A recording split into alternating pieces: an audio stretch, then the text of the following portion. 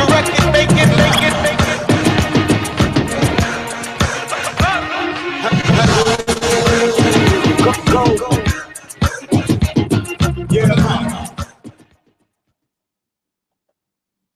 What's up, y'all? You're here hanging with me, DJ Is, on Connected, coming to you live from Atlanta, Georgia.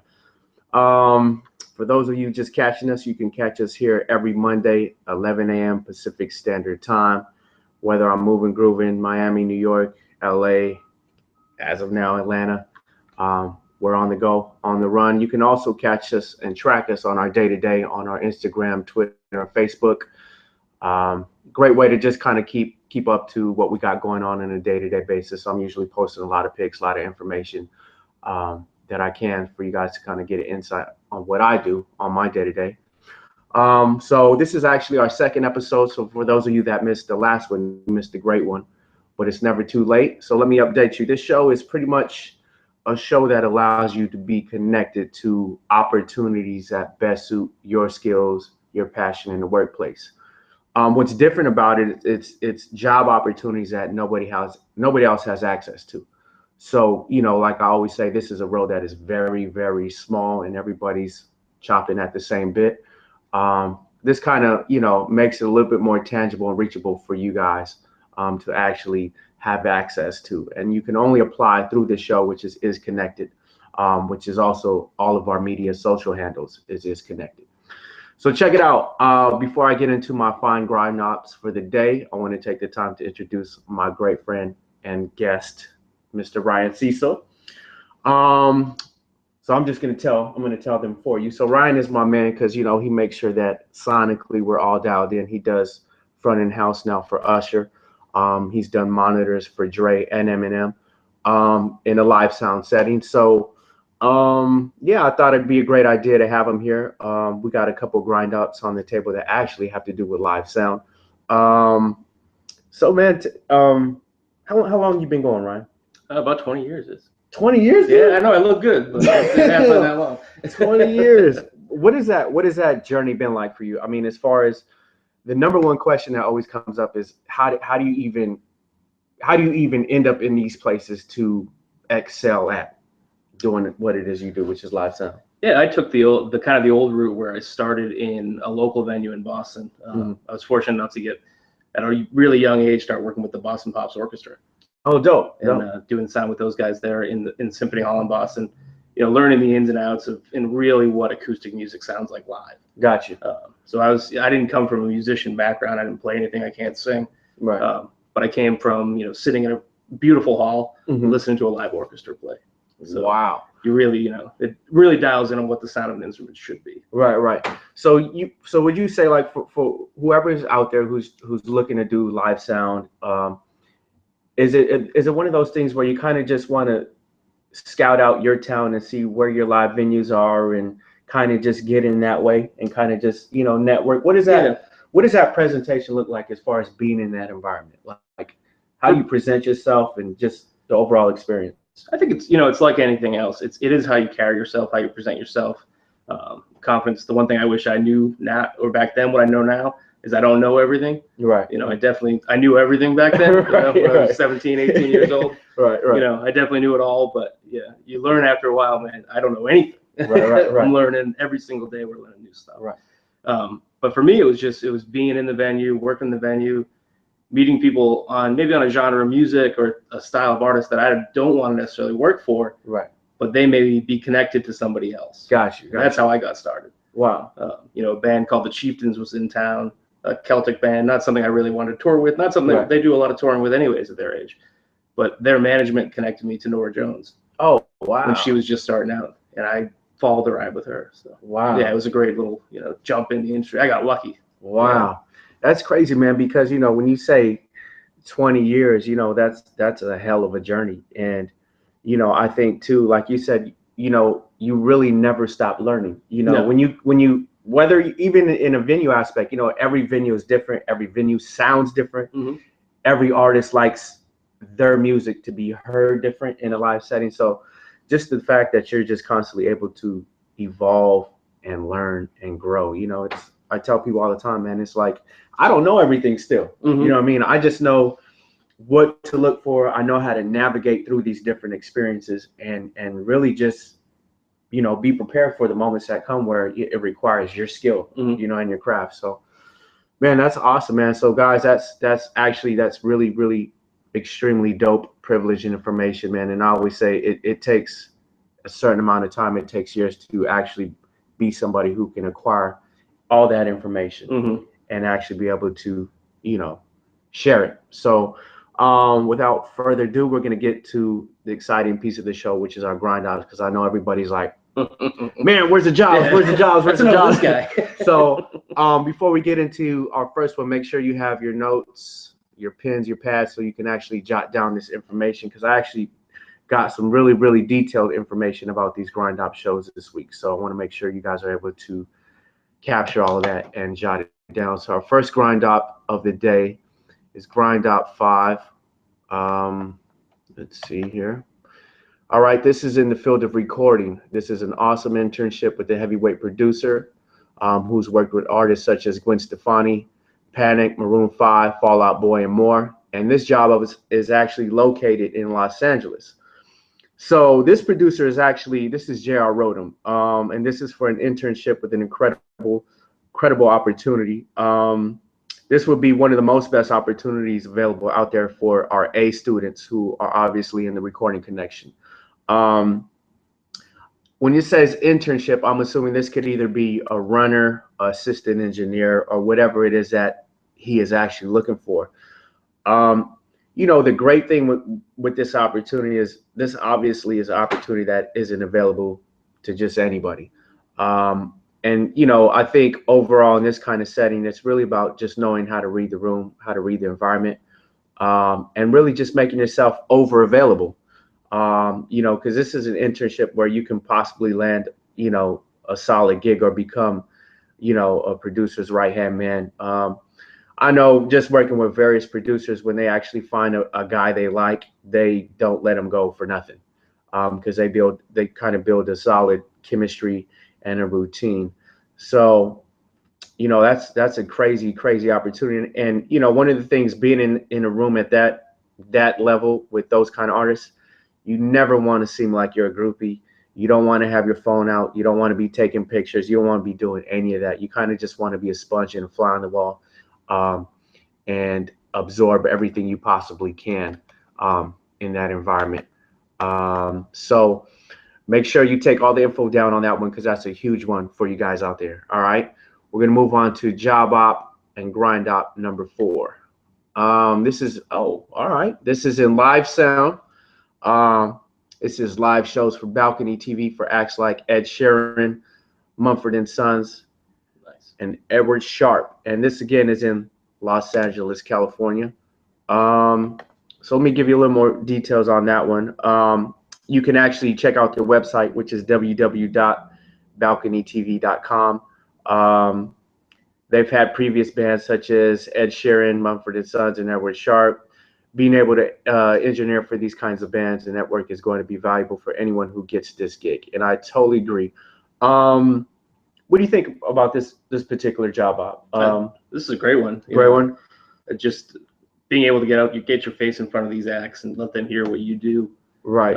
It's a great way to network yourself. Now, how important is it for a guy like you to know different genres of sound? You know, let's say, you know, you're dealing with a band who's got a 6-piece, and then you might be dealing with, you know, a guy who's it's just him, and let's say a guitar player, an acoustic set. You know, how important is it just knowing those different aspects of sound in this particular environment? It just makes yourself more marketable. Yeah. You know, and anything, even like a gig like we're on right now, where we go from playing a full band with, you know, the full show to an acoustic sometimes, to maybe just a piano another day. Being able to do all that stuff and already have a basis in it is really important. So a job like this, where you're working with different artists all the time coming in, and you're going to be working with top engineers. Right. You're going to have guys coming in, you know, that are touring with these artists. You know, Ed Sheeran's guys, you know, his shows sound unbelievable. Right. You get this guy coming in, you can pick his brain. Right. Most of these guys are willing to work with you, willing to talk to you. You know, they love talking about what they do. Right. So you get them going, and you're learning stuff right there. Wow. So as a young guy coming in, it's a great opportunity. That's crazy. Now,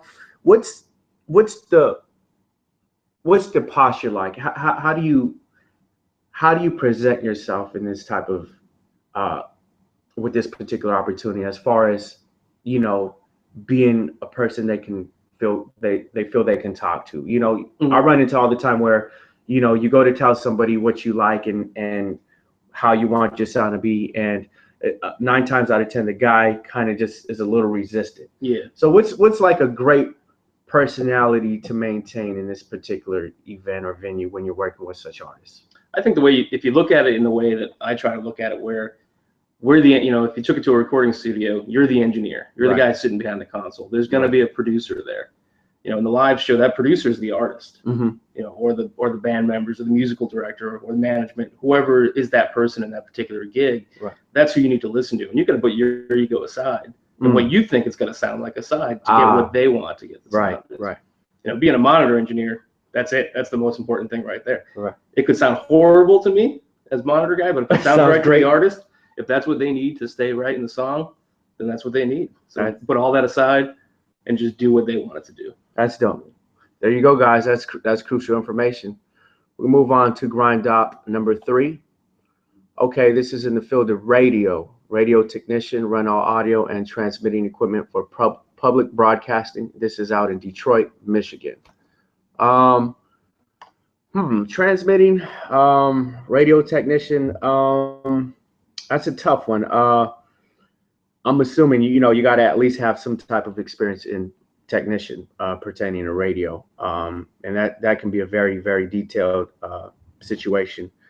But it's a great opportunity for radio and recording students, running a variety of radio broadcasts, both live and pre-recorded, running all audio and transmitting equipment for the broadcast. Let me ask you this, Brian. What are some of the things that are just beneficial to know in this setting where you're doing broadcasts, live and pre-recorded? So in a recording environment, how does that usually work, where you're recording sound in a live setting, or whether it's broadcast? I know we've done things where they're recording a truck, and then they stream it or however. What are some of the specifics of that particular gig when you're doing that kind of thing where you're recording or for broadcast? Man, that gets really intense, where they get into 5.1 mixes, surround mix, all that kind of stuff. That's kind of surpassed what I do. But this particular gig, I think, is more geared towards like the actual hardware and technical stuff, which is great knowledge. They can expand into doing things like RF work with large shows, Super Bowl broadcasts, all that kind of stuff. RF transmission, wireless mics. Wow. All that stuff could be certainly affiliated to this. A lot of those guys start in this kind of world. Oh, okay. Oh, that's dope, man. Great stuff. All right. Moving on to grind op number 2. This is grind op in the field of film, video editor, experienced editor for Shudder, or horizontal streaming service, which is in New York. Let me see if I can pull up a little more information on that. So you guys can actually, for those of you who are into the editing side, you can check out their website at www.shudder.com. They're actually looking for an experienced video editor. So if you're just new in the game and you're still kind of learning the ropes, you probably don't want to set yourself up for failure on this one.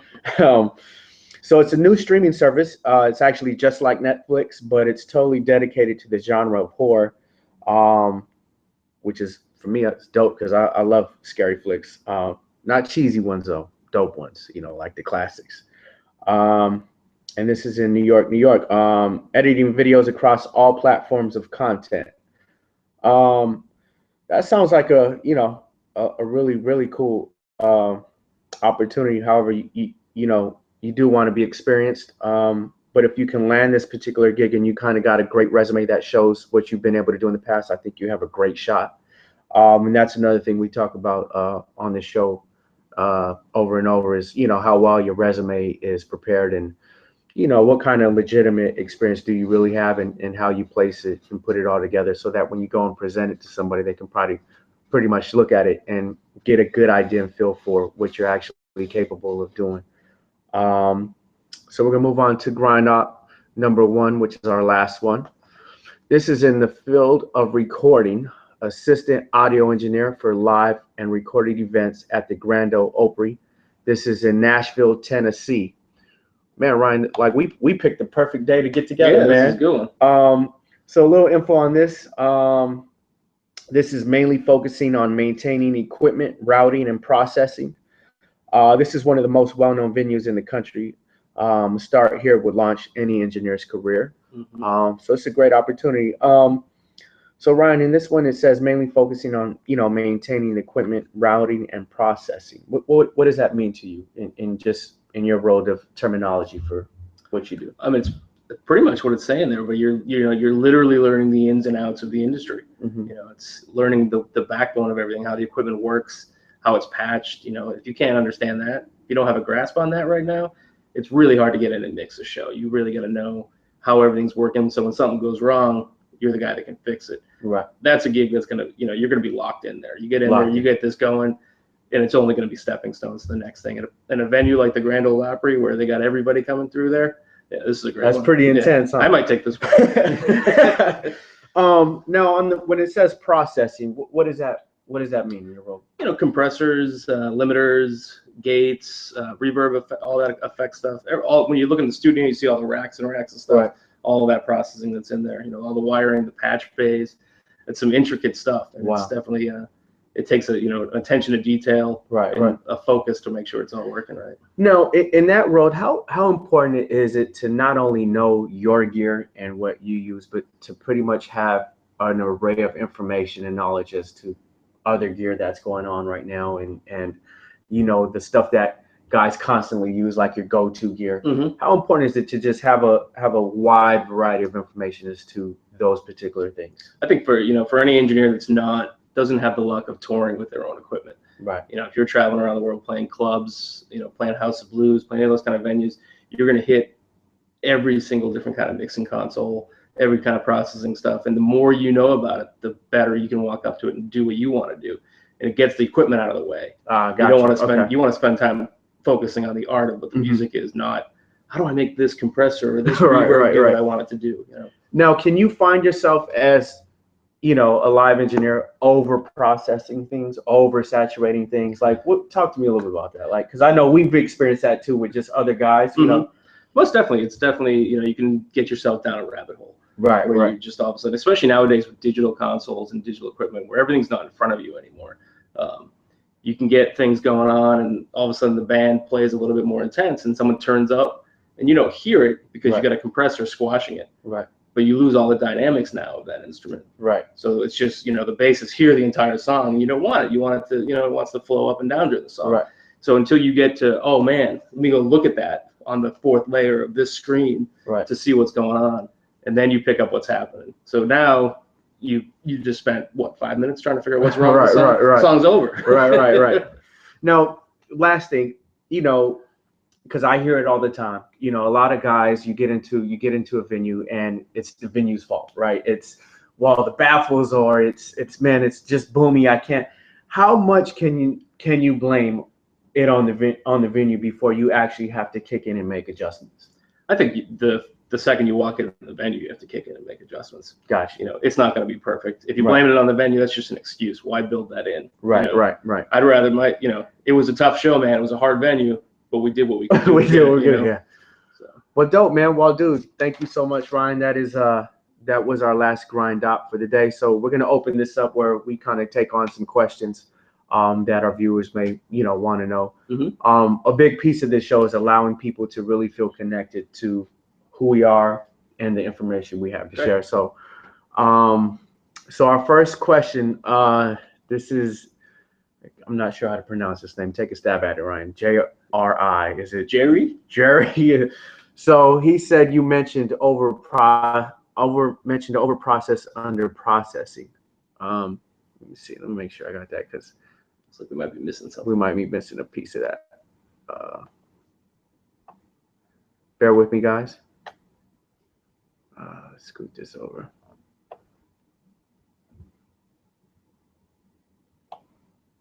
There we go. You mentioned over processing. How about under processing? That's interesting. I have never really thought of it that way. Man, I'm not really sure what you mean by that.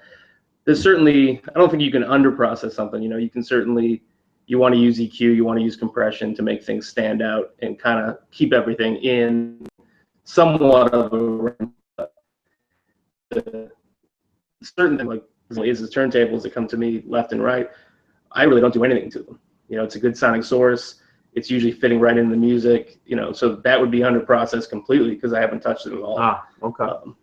There you go. I think too, it's a matter of knowing what to touch and what not to touch. Yeah. And a lot of times, you know, you may want to leave it up to that particular musician or whatever. Some people don't like their stuff to really be, you know, a lot of verb or, you know, a lot of echo or anything, you know, but for the most part, you know, if you're dealing with, like, let's say acoustic guitar, you know, you kind of want to just put a little bit of verb, make it feel like it's in a live room. Yeah, making it feel like it's in a live room. So those are the kind of things. We're going to move on to our next question. Oh, here's an important question. How do I apply?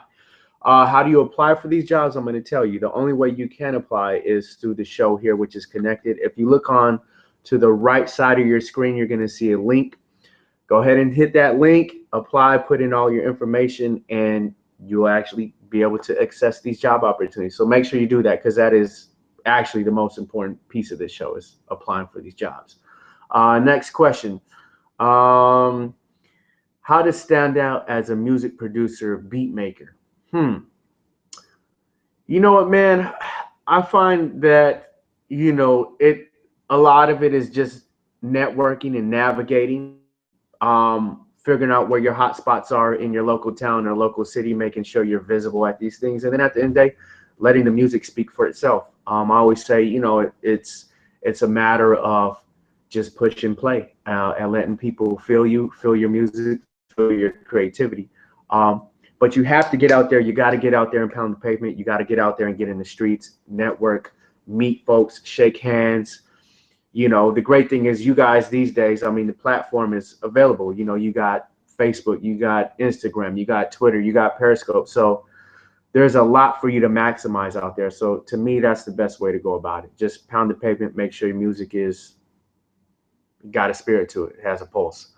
How do you stand out as a live sound engineer? And this is from Kevin. How do you stand out as a live sound engineer? Kevin, you find a really good band to mix. Find a good band. The better the band, the better you look every time, man. Right. But in all seriousness, I think, you know, it's just making the band sound the way the band wants to sound. Work with these guys. You know, we now are living in this world where we can the band can play a song, we can record multi-tracks and do, you know, what's known as a virtual sound check and play it back. Have the band come in the room, have them work with you. No one knows the music better than the guys playing it. You know, let them give you your feedback. It's going to make you look good every single time. There you go. Darren, here we go. His question is, talking about making your resume looking pro, does each profession have a different format when it comes to typing one out? I don't think so. I mean, I think, you know, a resume is a resume. And to me, the best way you can dress a resume is really just making sure that the information you have down suits you best and it's authentic. The last thing you want to do is, you know, put information on your resume that you kind of were a part of, not, because then it becomes misleading, and then you get a great opportunity that comes across the table and then you kind of underperform. So I would say, you know, I think a resume is a resume, man. Just make sure that you can put all the most legitimate information down about yourself and your experience that you can. You know, if you were a fly on the wall in a recording session, you know, it's best that you don't say you know you engineered that session, you know, or engineer for this person. You know, just keep it authentic, because it's only going to suit you best in the long run. Let's see. Another question. This is from Caleb. What are some ways to learn more about live engineering or audio engineering, apart from the obvious of working in the field? Like you said, working in the field is obviously great. There are schools that are training it. The Recording Academy, there's a bunch of different schools that do live stuff, the Recording Connection. I think a big thing now, everyone can have Pro Tools on their computer. Everyone can have, you know, some sort of program there. Mm-hmm. You're going to learn things, even just doing mixes with headphones on. You're going to learn about EQ. You're going to learn about compression. You're going to learn what those things do and how they sound.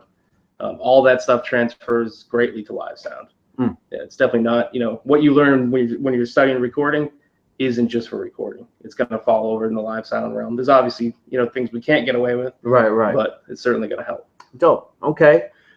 This is our last question, guys, and we got to hit and run.